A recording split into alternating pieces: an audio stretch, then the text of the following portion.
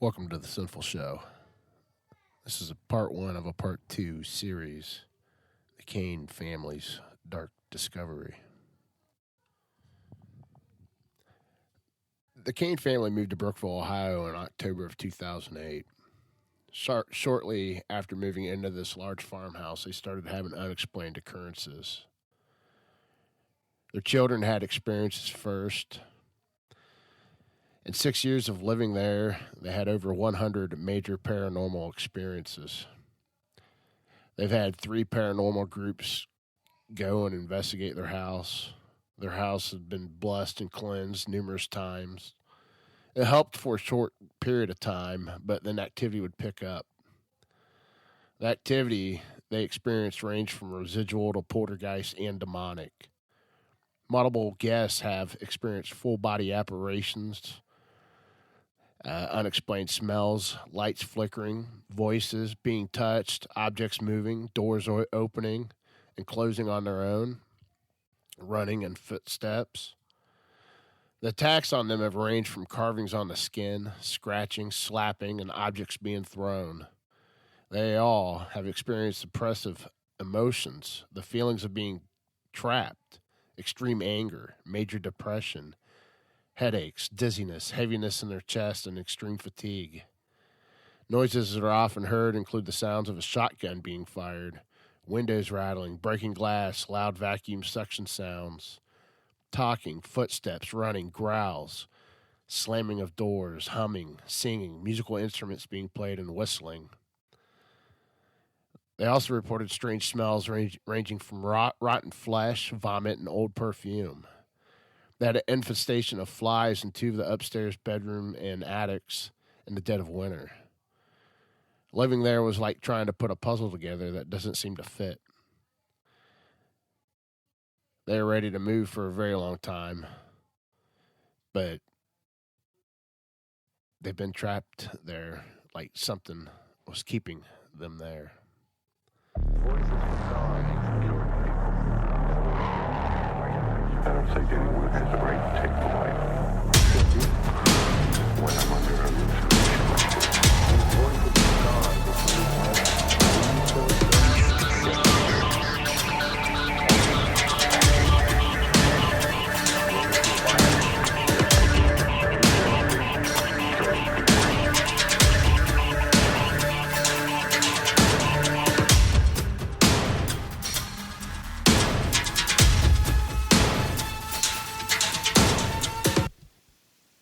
All right, everyone. Tonight we are joined with Scott and Alicia. How you guys doing tonight? I'm doing good. How are you? I'm doing good. How are you? I'm doing good, real good. I was a little bit worried. We had a little power outage earlier, and that's makes a household go crazy, especially with kids running around, huh? Oh yeah, yeah, definitely. Yeah. So basically, the reason, and speaking about crazy houses, I believe you two have quite the. I don't want to say story because this happened like in real life. This happened to you two, correct? Right. Yes, yes. So why don't you go ahead and let's jump into this and hear about this. I guess you'd call it like a nightmare house, or I'll let Scott talk about it. Well, yeah, it wasn't always, as like a nightmare. It started off with, just normal old house stuff. You live in an old house, you hear weird noises and stuff like that, and then as you go along, you realize, okay, that's the heater kicking on, or that's somebody turning on the hot water. Well, eventually we started noticing things that we couldn't really explain away, and we kind of got used to that. Cabinet doors opening up and hearing stuff in the other room. It really wasn't. It was kind of spooky and creepy and all, but it really wasn't. Nothing was going to hurt us or anything. It wasn't until later on that it got really, really bad. I would say probably after one of the people, I don't want to use names or anything, but after one of the people that was responsible for some grisly stuff that happened in that house actually got out of prison, that's when things got really, really bad. Oh, well, so you've got a backstory with this as well. Yes, there was a murder that happened in the house in the 80s. And we didn't know anything about it when we first moved there. We had no clue that any of that stuff happened. But, as your kids go to school and you start meeting people in the town, everybody starts, when they find out where you live, they start giving you that look with the raised eyebrows, like, oh, you live there. But we still didn't know, the whole story of the house. And Alicia started doing research, and I'll let her talk about that. Okay. Well, let's not jump right there. Okay. But because you guys started, you said you moved in and the house was making normal noise per se, but then you said it started that you had doors and cabinets opening and shutting on their own. Yes. And I mean, how long after, like, when you guys moved into that house, did that type of activity start happening? I think it was always happening. I just don't think we paid much attention. Do you know, life when you're moving to a new house, you're busy getting unpacked and getting kids signed up for different schools. So there was stuff going on, but we weren't really paying attention to it. We would, but the normal everyday life would kind of drown that stuff out. Yeah, because then after we got settled in and started to actually calm down and relax, that's when we started noticing stuff like that, like doors opening and just noises that weren't normal, that were beyond the norm of a regular old house. Yeah, so it was just like, and you're just like, oh, this is different, or yeah, kind of. We weren't real. We're real. I don't know. Would you say we were really scared at the beginning of it? No, because we've dealt with ghosts before in other locations, so I mean we weren't really scared of it, But the problem was it was frightening our children, and it got more demonic over time. It caused us to get depression, and we couldn't sleep. Things were waking our children up and shaking them, and the house got destroyed in like 2 seconds when I would clean it. Things were like destroying the freaking house. So, the kids saw a lot more than what I never saw anything but an orb, and I got wrote on and words wrote on me. So I can't, but I never denied what my kids saw because I heard things, but I didn't actually visually see things. I don't know if my mind, I think certain people can't handle it. Okay. It's like I knew it was there, but I didn't want to see it. So my mind didn't open up enough, and that's why it wrote on me. That's what I think. Oh, okay. So it started off with like the normalcy. How long after that till your kids started experiencing and seeing things? It was first Marissa, and she was only 3 years old, and she would say people were hiding behind doors, and we didn't think nothing about it. We thought, it was her imagination because she's 3 years old, and when we first got there, we didn't really have that eerie feeling, or like anything ever happened there or anything. It's an old house, so we didn't really take her seriously when she said people were hiding behind doors.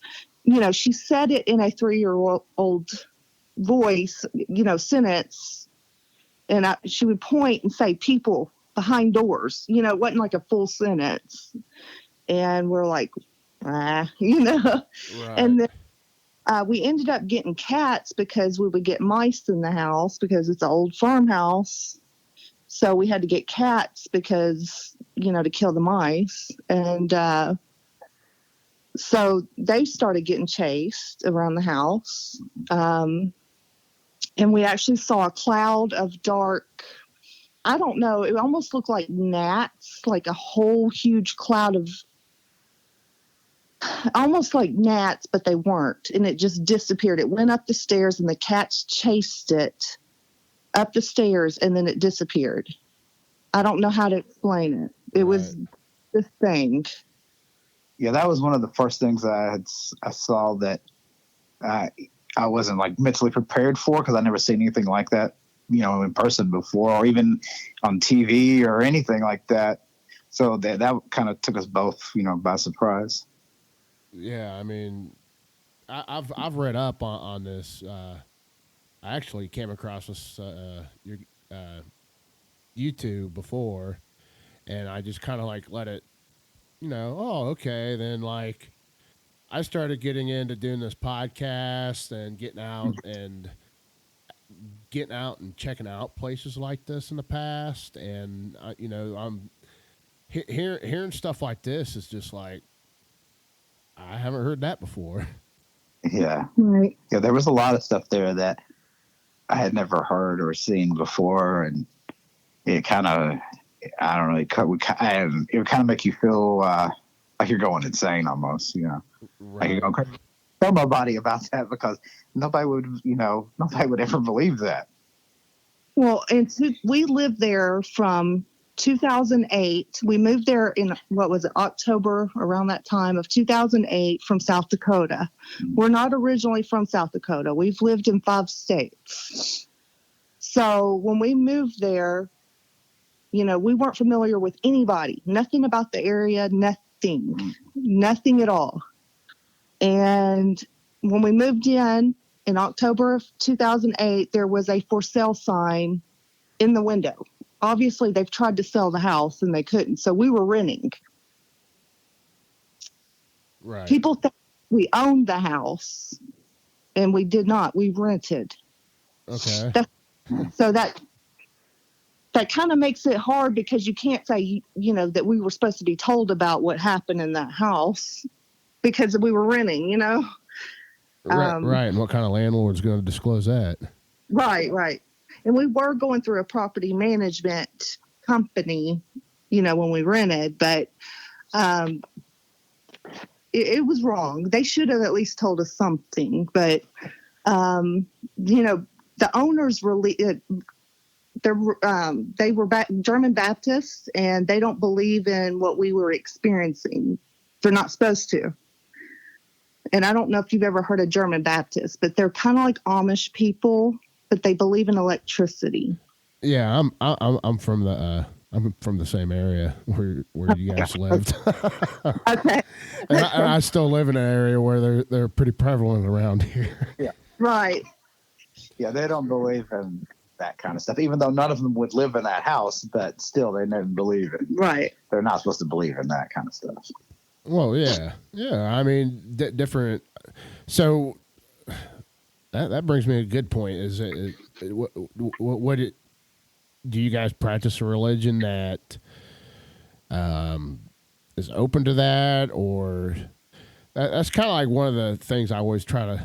I mean, if you want to disclose something like that, but right. Well, my religion is Church of Christ. I grew up Church of Christ. And it was a very strict religion, and I kind of rebelled from it because it made me feel like everybody was a sinner, everybody's going to hell, So I rebelled from being from a Church of Christ because of how it made me feel. Right. And Scott grew up Catholic, which he really didn't attend a Catholic church that often. No, not at all. So our religion is not really, I believe.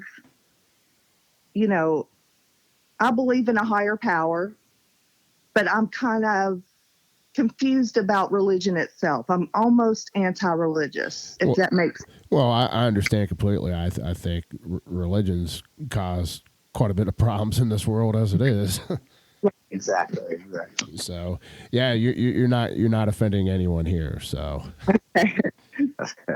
I always just try to correlate, certain instances of paranormal activity with, I don't know. I try to look at it with different aspects of it happening, because they're this sect of people or this other group, or it's just kind of like, I don't know, maybe certain people.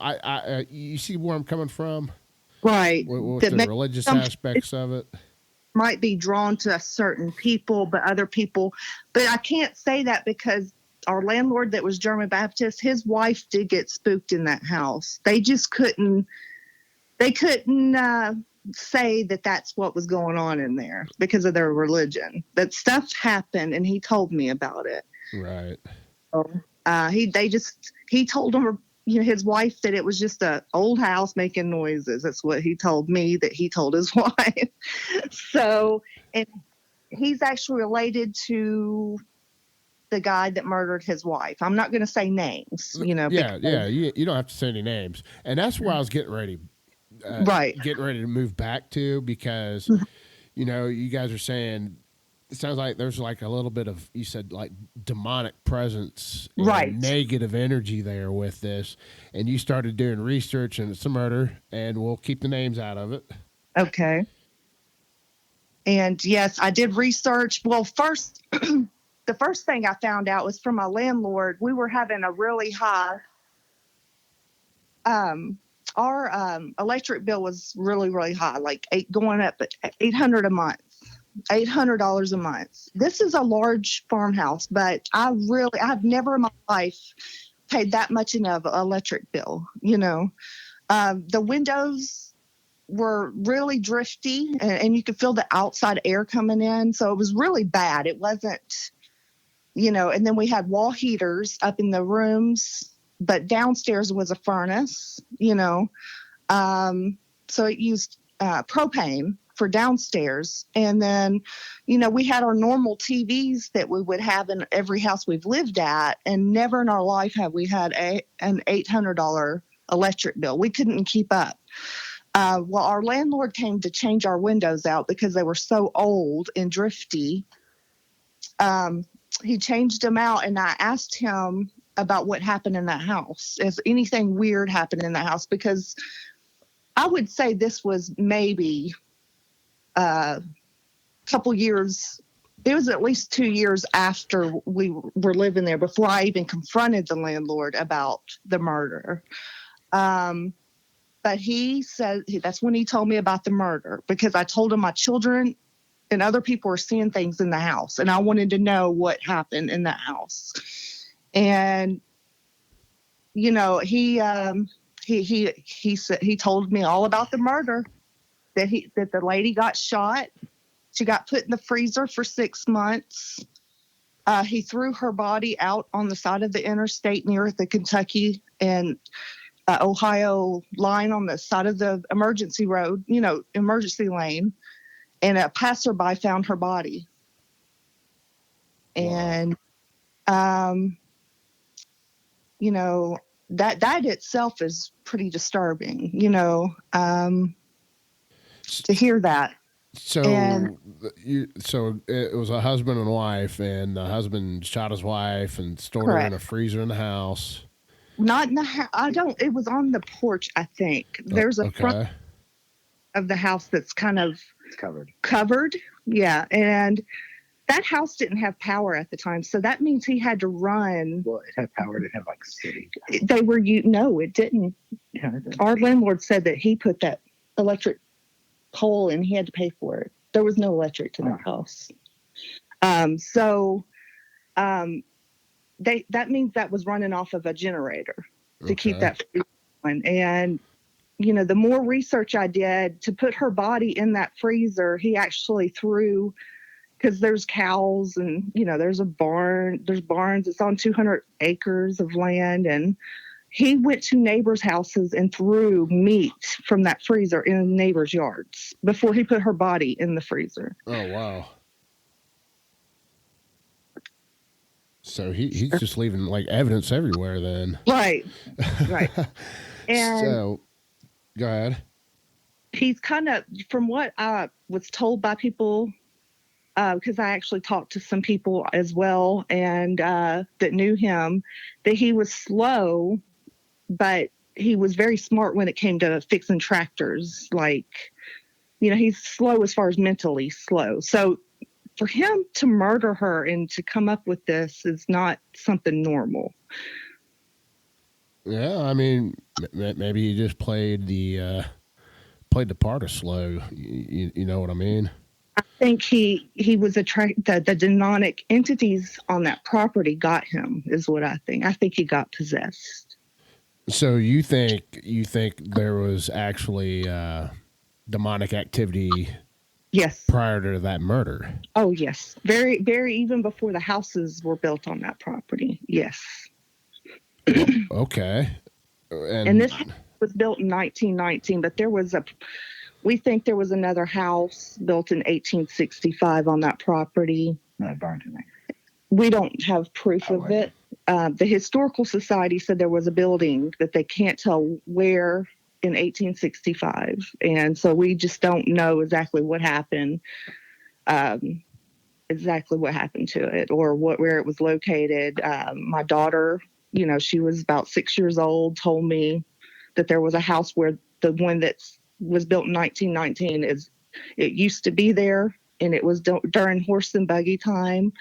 And she said that she saw a fire come out of the stove while the mom was cooking, and that's how the house burnt down. And she got visited by some little boys that got burnt. They would come to that house and play with her. And actually, toys would move by themselves when we were there. We would leave a room and come back, and the toys would be like in a circle. And there's no way someone could, we knew that those toys were not in a circle when we left the room.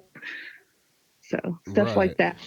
So you said it was your daughter that was having dreams about that stuff? She said that they took her to that house. So I think she was having either like a psychic connection or like a dream that they took her there. Yeah.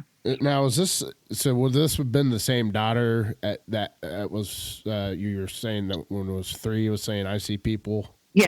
Yes. And now she's older and she's saying they took her to these places. Right. Well, she had that happen earlier while we were living there, when she was younger, but she didn't start talking about it to us until she was 6 years old. That's when she kind of opened up, about right.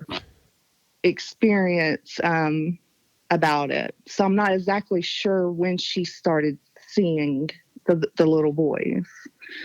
So. Yeah, but this sounds like she's seen more than just that as well. Oh yeah. And everybody saw some sort of demonic entity, but me, I did not. And it wrote on me. It wrote fear me down my leg and kill me on my stomach. And it looked like my skin was very red and irritated. So I have pictures of it as well to prove. We have pictures of a demonic entity in the window in the upstairs. It's a 2-story house. The window was open, so there's no way of a reflection. It was the screen of the window, and its head is floating. It was what it seemed like to me. It could have been inside the room, but to me, it looked like it was floating on the outside of the window, and it had a pointy ear. I noticed it had a pointy ear, in the picture. And Scott took that picture, actually. You can tell him about it if you would like. Well, I want to. I want to hear about that. But you brought up something about something. You said something demonic wrote on you, right? And that's usually people refer to that as scratching. Do you? I'm sure. Do you remember the sensation when that was appearing? Or I didn't even feel anything. I didn't. It looked like it hurt really bad. Is what Scott was like. Are you? Because it was very irritated red, and I didn't feel a thing. I did not feel a thing. Okay. I mean, so you just felt something irritating there, and you. No, actually, I went to the bathroom. I didn't feel it. So right. the one that said "fear me" down my leg, I was actually not even in that house. I was at a friend's house. We were all watching because we didn't have cable. So we would go watch, I think, The Walking Dead at a friend's house. And so I went to the bathroom, and that's where I saw the fear me on my upper thigh, because I took my pants down to go to the bathroom. Well, I'd hope so. And so that's where I saw it. I wasn't aware of it on me until I went to the restroom and I took a picture or had someone take a picture when I came out. And yes, it really upset me. It really, I mean, I was hysterical. I bet I'd freak out like a chicken running around in the yard. Right. I mean, because that's a lot of people. I used to be a real big skeptic about things, and over the past couple years, I've been becoming a lot more open-minded and coming at it with different approaches. And I've been going out with various peoples and hearing their stories. And it was actually my little brother. I went out to like this place that you two. Scott, are you familiar with Roanna? Yes. Okay, I wasn't sure. I've talked to Alicia. Yeah, so you both know Roanna, and Yes. my brother actually took me over to her building, and he's been there several times. And every time he's been there, he says he's had these scratches appear on him, and I'm like, "You're kidding me? No way, no way, no way!" And I went with him with another group of people. And I'm like hanging out, sitting in the dark, and they're trying to do all this stuff. I'm like, oh, come on, guys, you're just playing around. Then, I start hearing banging and people walking down steps. And I'm like, wait a minute, I'm standing right by the steps, and there's nowhere to go out of these steps. And, but I'm like, okay, that's odd. That's odd. Then my brother is... I'm facing him and I'm in the dark. I didn't see him like reaching up or anything like that. And he says his neck was burning, and we went over there and he had like a 4-inch scratch right up the middle of his neck. And I'm like, so yeah, a lot of people doubt the scratching stuff, and a lot of people say that's self-made. I was right there and then, and it's not like a scratch. I don't know. You can't explain it because it's kind of, it's a scratch I've never seen like that before. Right. Yeah. Well, we would all get scratched in that house as well. And, but Scott got scratched a lot, and I think Mac. Yeah. But everybody did get scratched in that house. And we've actually heard, sharp nails going down the walls, down the windows, being growled at, something blew in my ear one time. And a lot of times I was by myself with the kids because Scott did work out of town a lot. So that's why a lot of times, if you've ever seen that show, I'm not going to say the name of it, that we were on, I was witnessing a lot while he was gone. A lot of crazy shit went down when he was out of town. But he would come home to some crazy shit. Right. And you said everyone was getting scratched. That were the children getting scratched as well? I think mostly you and Matt. Yeah, just mainly me and my son were getting scratched. And it wasn't like the ones Alicia had. We actually felt them, and it burned and hurt, and you'd feel them immediately. Wow. So that's like way two different things then. Yeah. That's so you're getting the you said Mac, is that your son? Yes. So the two males are sitting there, they're taking the brunt of this stuff, which is actually inflicting a sensation. And I don't even know how to explain your markings. If it's not like a scratching, the stuff's just appearing. That's right. It was like my skin was raised, but it wasn't. There was no bleeding, but it was very red and irritated, and you could tell. Obviously, it was words. I mean, it was definitely. There was no doubt. There's words. Now, you said also with that, you had the fear me on your leg, and you said you had it wrote kill me on your stomach. And I was actually taking a shower with Scott, and I got out, and he saw it, and I was like, we need a picture of this, so And then I have another one on my arm, and I really don't know what that one that one didn't come in clear, so I never could understand what it said on the one on my arm. But it's 3 times as I know of. I mean, it could have happened more often, and I just wasn't aware of it. I really don't know.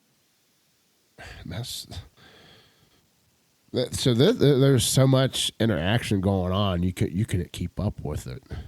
Right. Yeah, it was like a slow build. Like it started off kind of slow, and it just kind of built up, and then it kind of coincided when this person got out of prison. Then things got really evil. That's where I wanted to get to. That's when things, like, we started seeing these black Clouds. shapes and shadow people that, outside the house at first, and then we started seeing them inside, and then we started seeing people with like silver skin or gray skin inside the house, plain as day. And that's when things got really crazy. I mean, did it look like you're saying like a silver skinned person? So it was like an apparition, or did it look like an actual person there? It looked like an actual person. There was one in the first one I saw was in our bathroom, and it was staring at itself in the mirror. And I walked by and I saw it on the corner of my eye. Like, okay, I didn't see that. I turned around, looked, and there it was. It was just standing there, and it didn't even really acknowledge me. It kind of gave me like a side eye, and then it just went back to looking at itself in the mirror, like it was, and it had this look on its face, like it was scared. I mean, like I really freaked out. I'm saying you like roll up on this, and do you think it's like an actual person in your house at the time, or? No, because the bathroom only had one way out, and I kind of backed up and was in the door frame. And, I was trying to process everything mentally, like, okay, what was that? I was kind of freaked a little bit. And then as I kind of walked back, there's nothing there. There's nobody there. There's nowhere nobody could have went. Wow. Yeah. And my kid saw one that was standing in the hallway, and it had like a crown with blood dripping down its head. Wow. Sharp nails. It had the sharp nails and the sharp teeth and the creepy grin, and that's the night that our heaters all got turned up. Yeah. Like all the way up or something, or? Yeah, like it was trying to burn us up. Mm-hmm. And it was strange because that night everybody was asleep, and it's like everybody woke up burning up, sweating at the same time. And then my son felt like somebody was holding him down in his bed and wouldn't let him up, and while all this was going on. So it was really crazy. How old was he at the time? I would say he was probably about maybe 15, 14, 15. 14, 15, I think, yeah. Yeah. He was 14, 15 back then? I think so, yeah. Yeah, wow. He's 20. Yeah, he's 21, about almost 20. He's fixing to be 22. So. Yeah. So at this time, I mean, was he like screaming out or anything like that, or? Yeah, because at that same time, an entity was in front of him and shaking his bed. It made his TV go. You know how TVs will go out of antenna and it'll start. What do you call that? Staticky or whatever. I always call it like the white noise or static. But he was watching a DVD, and it blocked out the view of the TV, like it was trying to get his attention, and then it went static, and then it got over beside his bed and shook his bed and said something that in a language that he couldn't understand. So, but he said it was very almost demonic sounding, and he put his fist up, like, he put his blanket over his head, told it to go away, and he actually the next day had a fingerprint bruise on his hand from it forcefully putting his arm down, because he was hiding his face under the blanket, and it forcefully pushed his hand down, and there was a fingerprint bruise on his hand. And that thing my daughter saw it that night as well, because their bedrooms, the kind of bedrooms kind of connected together, you know. So there was a hallway, and that's where it showed itself to my daughter before the heaters actually got turned up. So this And, all happened in the same night. yes, He got the fingerprint bruise. yes, Your daughter saw it in the hallway. Then the heaters. yes, and it was, yeah, it was bleeding, and it grinned at her before it went off to my son's room. It grinned at her with evil grin, and the blood was running off of it, and then it would just disappear into the floor. And she said it did this grin before it walked away to Mac's room. And, you know, that was all the heaters. And let me tell you, they're not all connected. You have to actually turn the wall heaters on in every room, and they were all turned up as high as they would go. And then the furnace was turned all the way up. So this is 3 different things that it turned all the way up in different rooms. So did you like wake up just like drenched in sweat or? Yes. And at the same time, our son's meeting us downstairs out of breath, telling us what happened. And, you know, our daughters are coming down crying, and, you know, we all slept in the living room that night. Every one of us downstairs in the living room.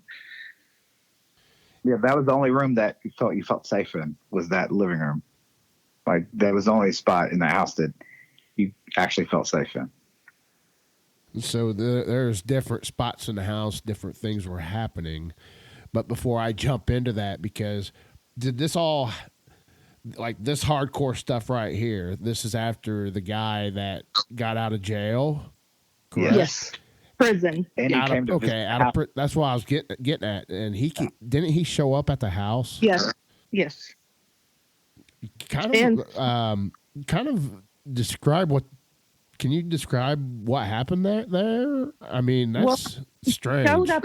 He showed up in a van, which from the newspaper, he put her body in a van just like he showed up. This is what's freaky. So it was a van without windows. It was just a plain white van. You know what I mean? Like a pedo van. Yes. Well, with no windows in the back. Yeah. You know, so that to me from the newspaper, from what I read, that's what he put her body in to take her and drop her off the side of the road. The house was calling him back to finish us off. And I know this. He wanted in the house. So he showed up in a van. Yes. Did he like come beating on the door or? He did. And I was on the phone with my sister at the time. And I told her that I wouldn't get off the phone with her, that I told her, just hang on. I'm going to see who this person is. So I kind of just had her, you know, still on the phone, but I didn't have the phone up to my ear, you know. Right. So I said, sir, can I help you? And I just knew that was him because they told us he might show up. So they, you know, we knew by researching and what he looked like, but of course he's a lot older, you know, and he wanted in the house. So you just come knocking on the door and he said, I want to come in, or? Well, see, I met him too close. He was about to get back in his van when I came out. So I met him close to his van, and he said he would really like to take a look inside. And I said, sir, that's not a good idea. And I didn't let him know that I knew who he was. I just did small talk with him, told him who the owners of the house were and that we were just renting. And, you know, I didn't want him to know that I knew what he had done previously. You know what I mean? Yeah, yeah. And I didn't want to show fear. So I was just acting like he was a normal person. But inside I was really... You're like, oh shit. Yeah. So, you know, when he left, I called the police immediately. So my daughter's friend had been over. And the day before, that's when my daughter saw a lady that was naked bleeding in the shower. And her friend come running outside crying to me, saying that they saw a woman bleeding. You know, her eyes were bleeding and she was getting up out of the shower naked, or out of the tub naked. Do you think that's the wife that he shot? I'm not exactly sure because so much demonic stuff and so much stuff we experienced that stuff would try to look like something else, if you know what I mean. So I don't think it would have been her. I really don't. Anytime her presence, the lady that got murdered, she never gave us that eerie feeling when she was around. It was very depressing when she was around because we knew that she got murdered. You know, she gave us that feeling of feeling sorry for her, if that makes sense. That Empathy. yes, very. And it was. I mean, it brought you down hard. Right. So, wow.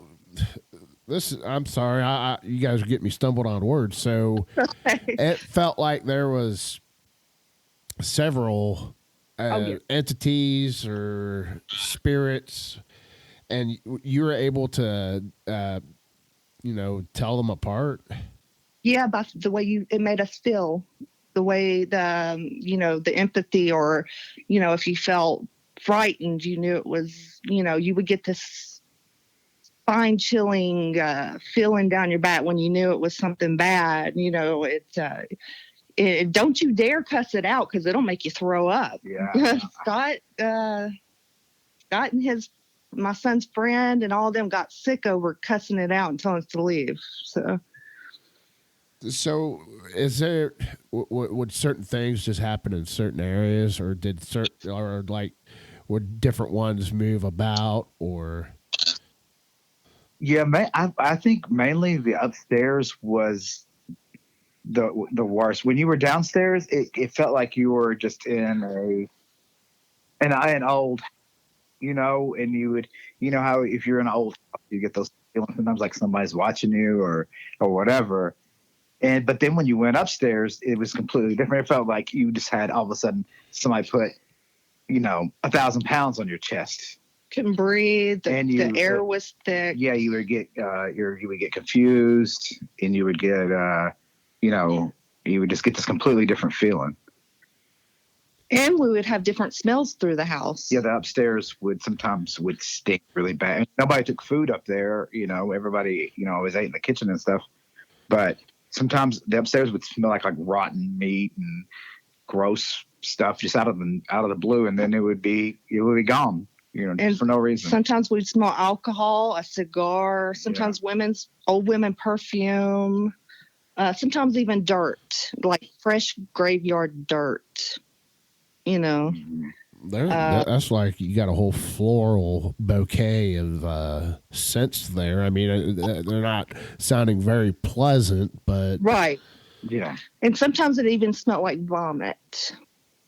And I mean, you just smell it, and you're like, oh, and you're like trying to find it to see if something one of the kids did, or right. Exactly. You're like, who brought food up here? Who left food out, or whatever? Right. I actually called 911 because I thought we had a propane leak because it smelled like sulfur, rotten eggs, so bad, and I just insisted that there was a leak. They said that the sniffer didn't detect anything, and they couldn't tell me. The fire department could not tell me what that smell was, but it was bad.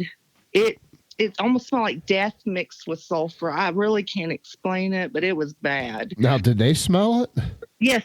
Yeah. So they're like in there checking for gas leaks, and I mean, could you see any reaction on their faces or anything? They were kind of confused, but they could see I was upset because I didn't want them leaving. I didn't want to be in that house if we were going to explode. I didn't want to believe that there was no leak. there wasn't something, it was bad. And Scott was out of town again that time, weren't you? Or were you there? I was just at work. Oh, you were at work. Okay. But he, oh man, it really freaked me out because, you get these smells and you're like, even though you've had experiences with demonic and ghosts, you still try to debunk the shit. You don't want to believe it. You don't. That's what's crazy about the whole thing is, a lot of times you want to just say this is something natural. You know what I mean? Right. Yeah, I mean that way you can at least explain it. I mean, Right. and I couldn't imagine because you said you've had experiences before. Does that count for the both of you, Scott, as well? Yes, we've had paranormal, not demonic. Never in my Right. I've never in my life ever dealt with demonic entities. Never. I didn't even believe in it. But you were dealing with paranormal, like Yeah. prior to this house before. We used to ghost hunt.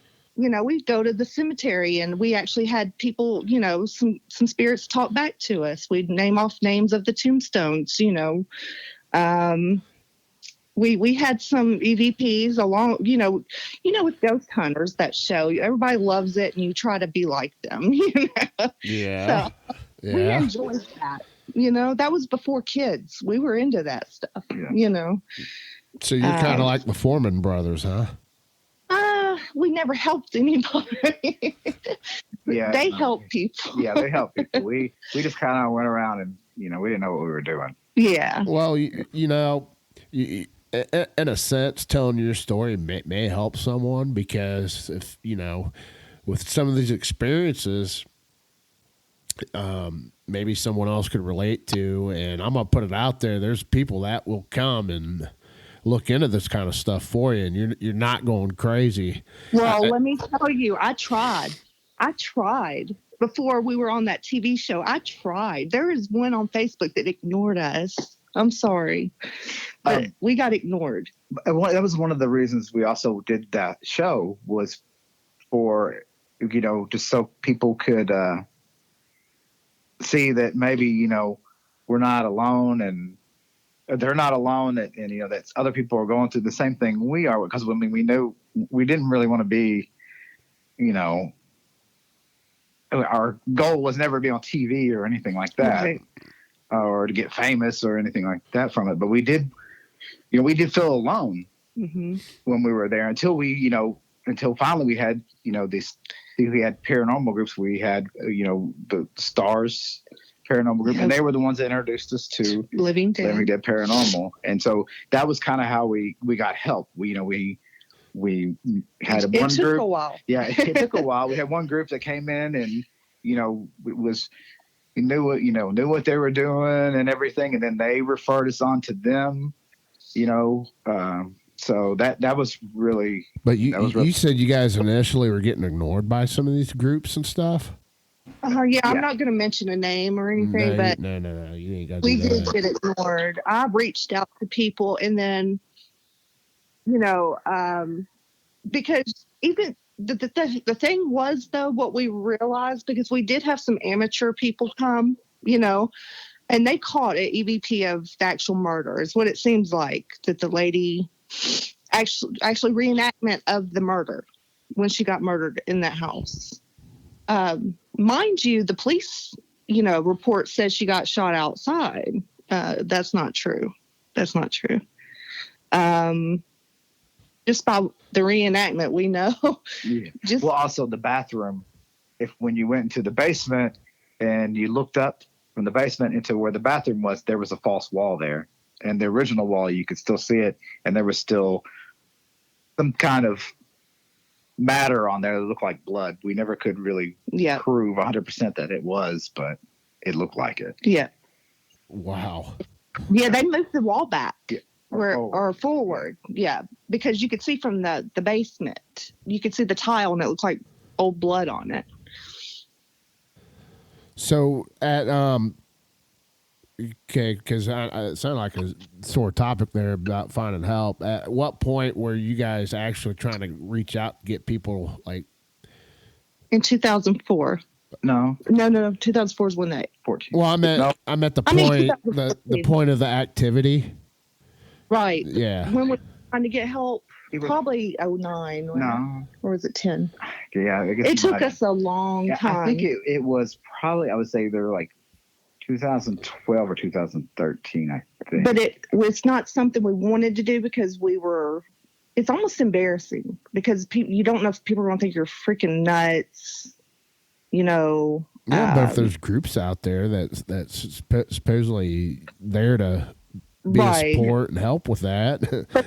And we had dealings with some of them just wanted to become famous. It was all about let me talk. There's a lot of dirtiness in the paranormal field. There's a lot of backstabbing and walking on and fakes as well. And we dealt with some fake psychics that one that tried to make my life a living hell, tried to say I was making my kids lie about what happened. And my son got on Facebook and went off on her. She's not alive anymore. But she really tried to ruin us. You want to know why? Why's that? She wanted us to open that house up as and make money off of it, and she was going to be the manager of it. That was her plan. It was all about the money. And when I declined it, because every time we did an investigation, it made things worse. I wasn't wanting to stay in that house. I wasn't wanting my kids to be stuck in that house. Every time an investigation happened, things happened 10 times worse than they were before. I mean, it brings more activity. It really does after the fact of the investigation. So what type of activity was going on to make you want to contact the investigators and stuff like that, the paranormal investigators? At what, I think what point right of the... I think it was right after the point with the heaters and stuff being turned up, and that's when we started. We went from being, I just saw something out of the corner of my eye walk across the room, or I just saw the door open all by itself, to we might actually get hurt. Right. That's when we were like, okay, we got to do something. We tried to leave. Not too long after that, we were going to move to Chattanooga, Tennessee, and then all hell broke loose, which I don't want to get into all that, but we had all kinds of, it was a disaster. And so then we were like, okay, we're going to stay here. We're going to try to get help. We're going to try to get whatever this is out of here. And that was where we were at. So I know you don't want to get into it, but so it was like a personal life disaster is what you're referring to. And definitely stuff like that could definitely thwart you being able to do that, because moving is crazy as it is.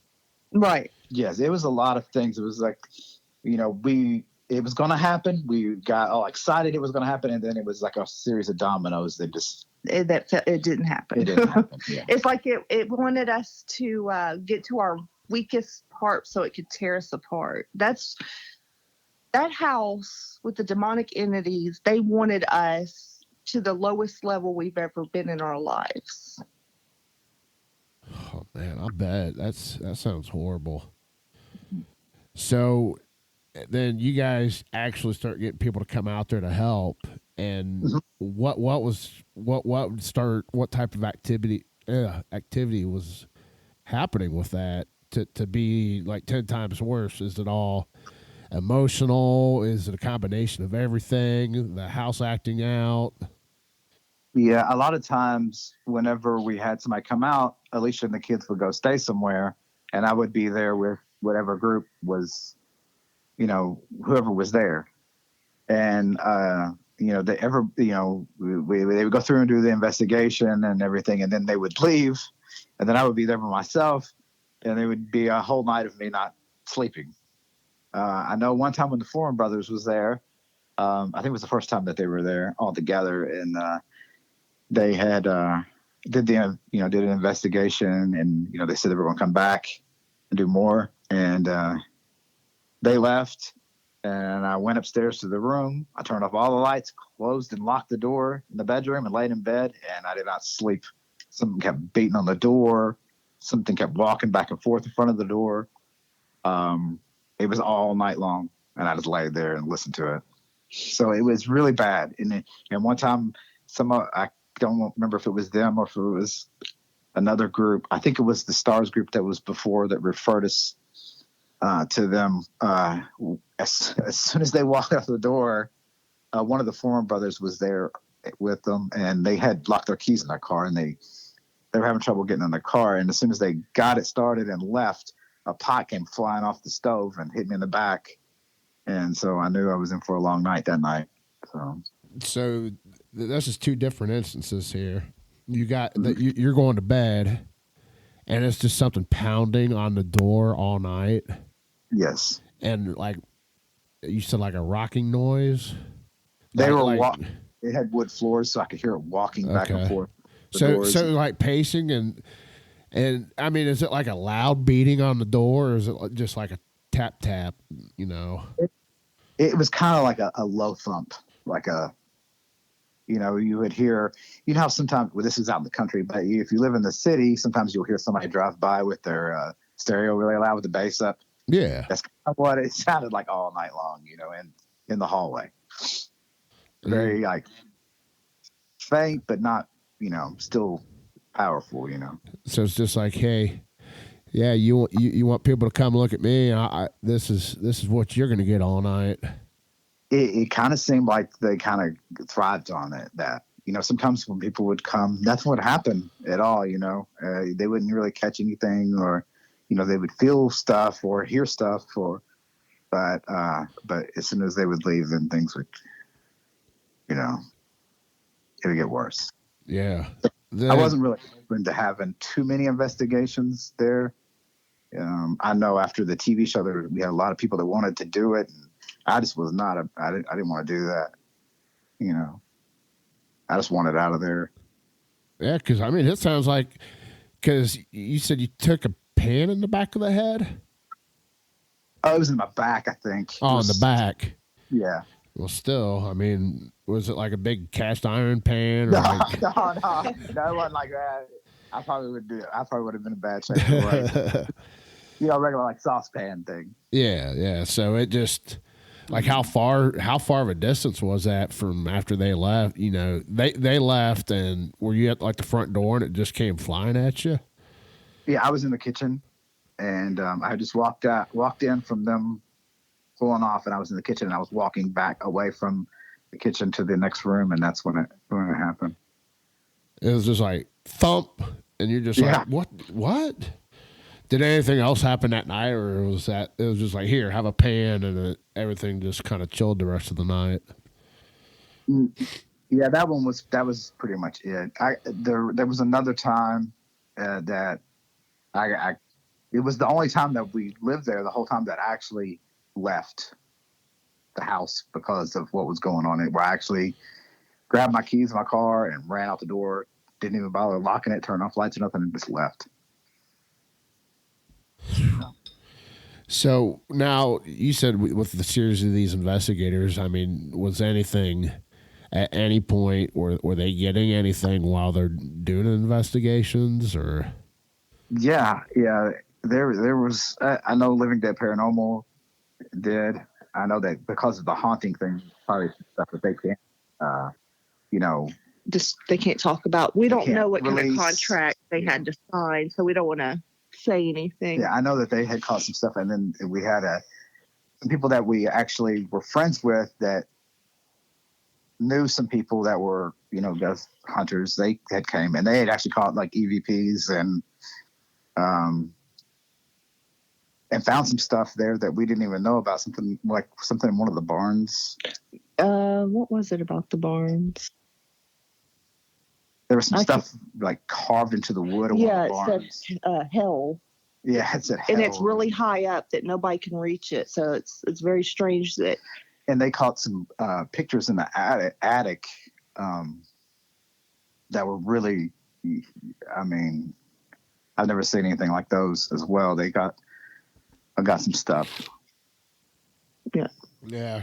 I'm just curious because it just sounded like you had a few of them out there, and each and every one would have a different experience, of course, because me being one of the guys running around, I'm like, well, why is this happening? Well, you said this happens here, and it's just like, I started understanding that things happen different for everyone. Yeah. Yeah. And also there was different entities, so you're going to get different things at different times, depending on what entity it was.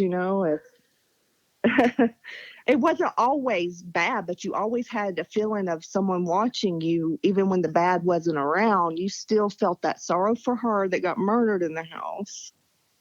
You always had that. And then you're always waiting for something bad to happen. It was always like hanging over your head, like, okay, what's going to happen next?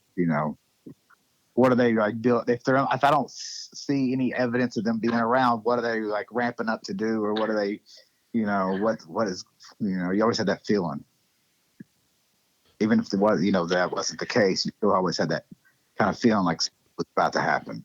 Right. Going to get thrown across the room, or you were going to hear something that you weren't prepared to hear, or Right.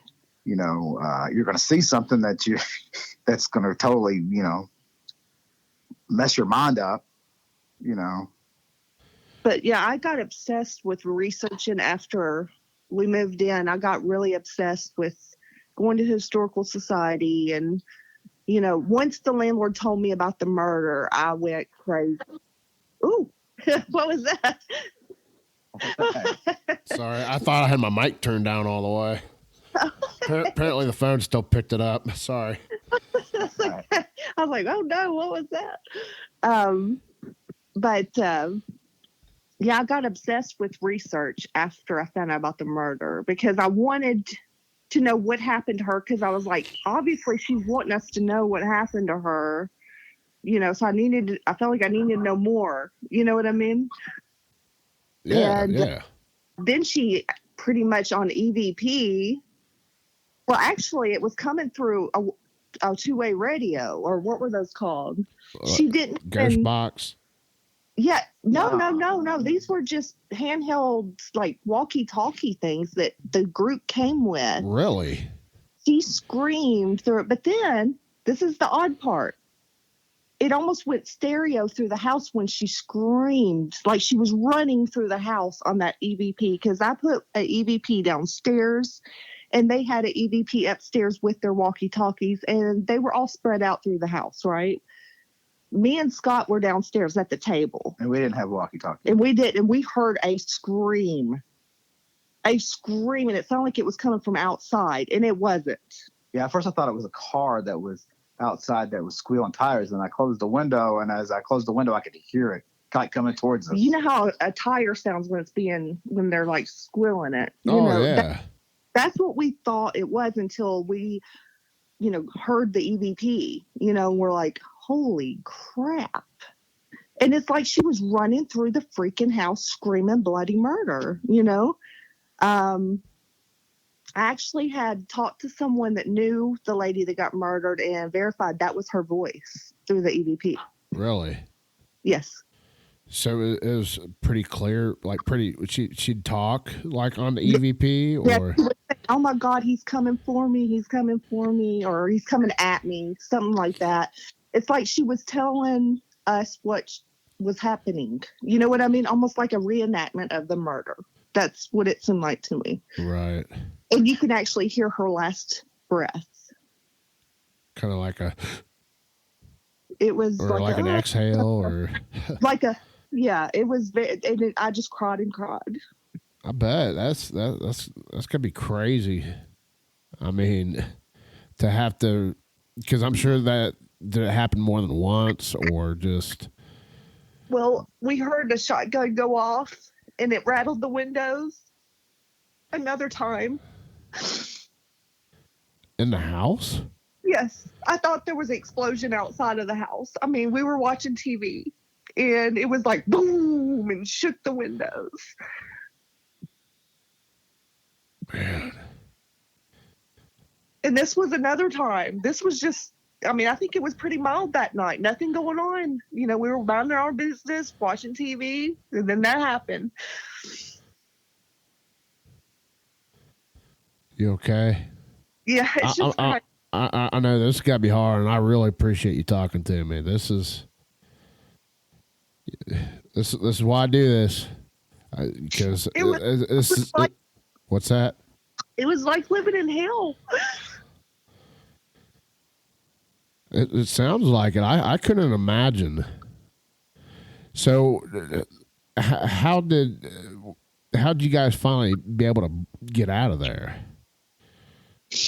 Well, we were able to save up some of our money as best we could. After the show, one of the things was, we didn't really we didn't really know what to do. We had people, you know, trying to set up GoFundMe's for us, and then something bad would happen to them.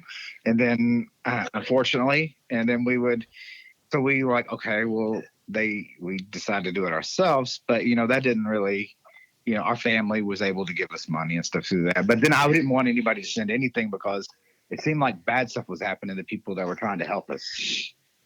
So we had Rowanna come out, and she started helping us a lot. I mean, amazing Yes. woman.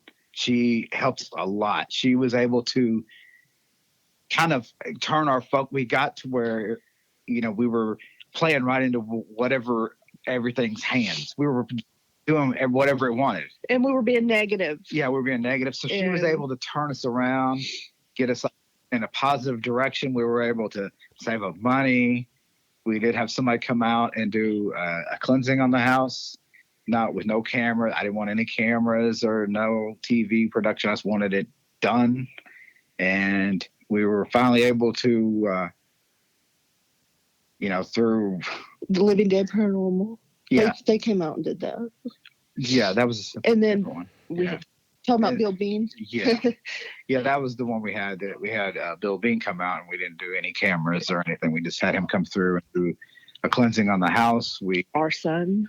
We were able to get a house. Unfortunately, when we bought a house, and the people we bought it from were like, "Oh, can we have an extra month?" So we thought we were going to be out of there a month earlier, and we ended up having to stay another 30 days. Because their son was graduating, and they had nowhere to go. So we couldn't move in even when we were supposed to in our new house. You guys should have just been like, hey, let's do a house swap for a month.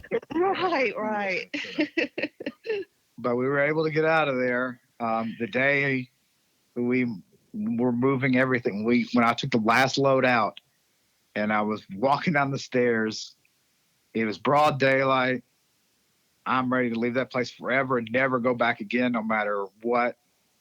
All hell started breaking loose. It was like something that I still have no words to describe what it was like, but I got the hell out of there. I mean, what? You got to give me some kind of detail here, man. Well, I was doing like a sweep, you know, to make sure that everything important was in the truck and everything was packed up. And I'm doing a sweep of the house. There's no power in the house at this point. And then, so I'm trying to,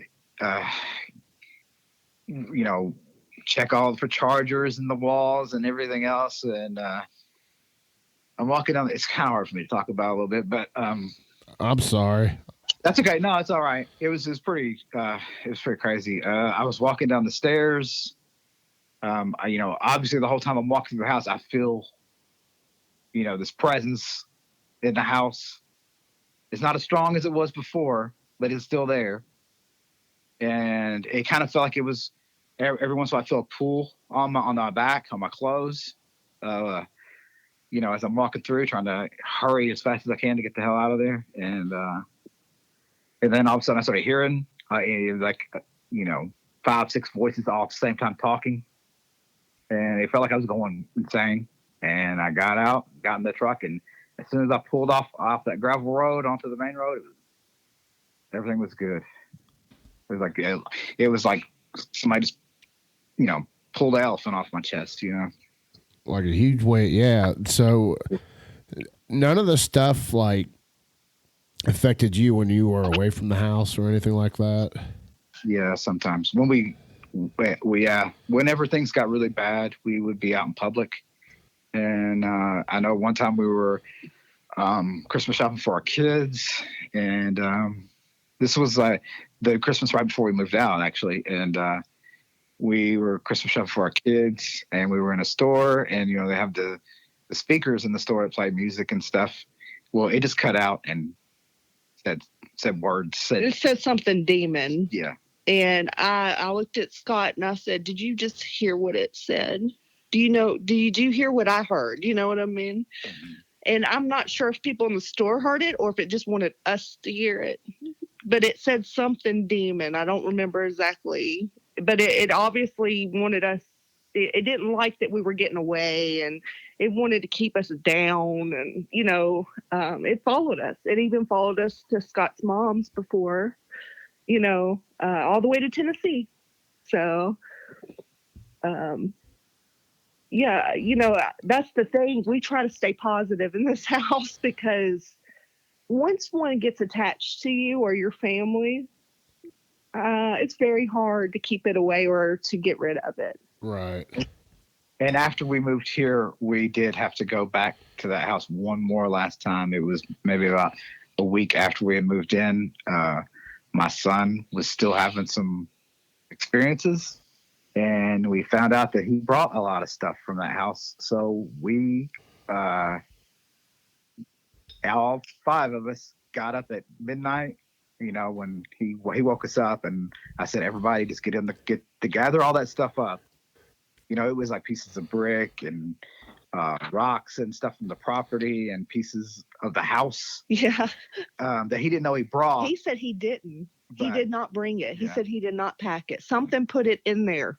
So we all got up at midnight, drove all the way out there. It's like 35 minutes away. Midnight, and I drove up in the driveway and got out and got that box, and I said a chucked it. prayer, told them they couldn't follow us. They weren't allowed to follow us. Yeah, we all got out of the car and got in a big circle and with Strong, and we dumped that box and got back in the car and drove back, and we really haven't had anything since. Oh goodness! So you guys are moved. The whole family's moved, and Yes. some things started happening. Was it demonic things or? Well, I mean, things like poltergeist, I guess you'd say, because like my son's phone got thrown at him. Things were coming out of the closet, like by itself. And he said his phone got thrown across the room at his face, so that to me seemed demonic. Well, I mean, Yeah. poltergeist is, from my understanding, is like stuff from teenage energy or something. It could be that too, but he was how old then? Maybe 17? Yeah, I think so. 17, yeah. So I don't know. Yeah, I don't know if it was the stuff that that was in there that we took back, or if it was just us going back one last time and being together, showing that we were strong. I don't know, but I was willing to try. I didn't want to go back there at all, and I know none of my kids wanted to go back there. I said when we left, I wouldn't go back there for $1 million, but no, not with what y'all have had to endure. I mean, that last part you shared on your walkthrough is just I'd think I was going crazy, but you've already. I could see why you'd be tied up with that, but so you guys found the rocks and brick and stuff like that and went back there, and how'd you guys end up finding like the rocks and the bricks and stuff? Well, unpacking. Oh, okay. So it was like in boxes? Yeah. And it was stuff that he said he did not pack those. That's what's strange about it. Yeah. He said he did not, because we had told all of them, don't bring anything associated with this house. Nothing.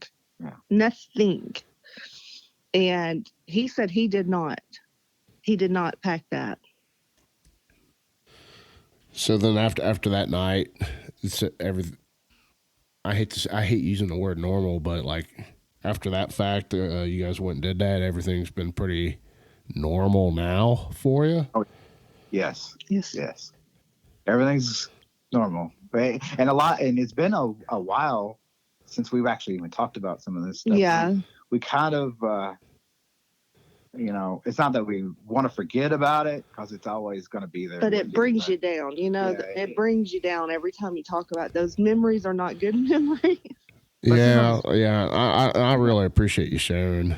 Yeah. It's to get it out, though. Yeah. Well, like I said, I hope someday it might help someone, Yeah. Yes. And we still don't know who lives in that house now. We don't know if they're going through the same thing. We don't know. I hope they're not.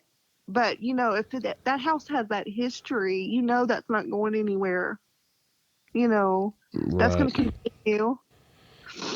I mean, you guys said you had it privately cleansed and stuff like that, and did a lot of the stuff die down, or was there still like the demonic presence? Well, apparently that's there if you're leaving, and Yeah, that Right. was the only that after we'd had the cleansing done, everything really did die down. It was kind of like you took a grizzly bear and turned it into like a little small stuffed teddy bear. You know, it was there, but it was not, you know, Not as powerful. not as powerful. huh, And even whenever, you know, that last day, that was the only thing, and it was just when I was leaving. But before that, we didn't have anything for the whole 3 months leading up to us moving out. yeah, Mhm. We didn't think happen at all. Well, of course, you know, we stayed downstairs. I think all of us started staying downstairs. Yeah, We didn't feed it. We didn't let it know we were scared. We didn't even act like we'd see something and then just act like it's not even there. That's what we started doing, is just totally ignoring and changing our whole mindset, you know, because fear does feed it. right. Well, I mean, were you guys having like a lot of arguments and stuff? Oh yeah. Oh yeah. And did you like catch on to that, and you're just like, Oh yeah, but it's like it took a hold of you, and it would rip you apart, and then you'd start fighting with everybody. Everybody hated each other. Everybody wanted to kill we wanted to kill ourselves. Everybody had suicidal thoughts. We had marital problems. A female one showed itself to Scott. There's so much that we can't talk about because we are writing a book. oh, Because okay, there's so much. well, to- There's well, a lot. well, that gives you another reason to come back on my back to the Right. show, promote that Now- book. Now, I've started the book, but all I've done is the introduction. I mean, it's that hard to actually do. You know what I mean? It's that hard to go back to that. Yeah, I bet. I mean,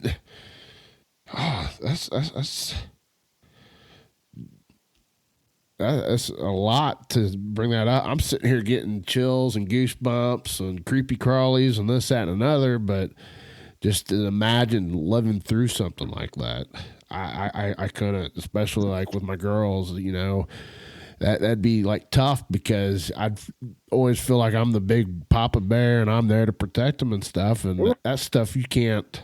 You can't. I can't like put my hand around its neck and say, "You son of a bitch," and stuff like that. And that's something I can't physically control. I would get angry and I would cuss at it and I would threaten, and every time I did, it would end up with me getting pretty sick. Yeah. All right, we're going to stop it here. This will be part 1 of this 2-part series. Thank you, Scott and Alicia, for your time. We had a 2.5-hour conversation. Tune in next week for the second part of this. Also, have you experienced anything like this? Need someone to talk to about? Contact me. Contact me at thesinfulshow@gmail.com. Again, that's sinful with a Y. thesinfulshow@gmail.com. I'd love to hear about any activity like this. I'd love to share your story as well. Don't like writing emails? You can also call my voicemail line at 937-815-0821. Doesn't all have to be paranormal. You got a crazy story to share with me? Call it in. Email me. Again, that's thesinfulshow@gmail.com and our voicemail line 937-815-0821. Voices inside your I don't say anyone has the right to take my life. When I'm under illusion.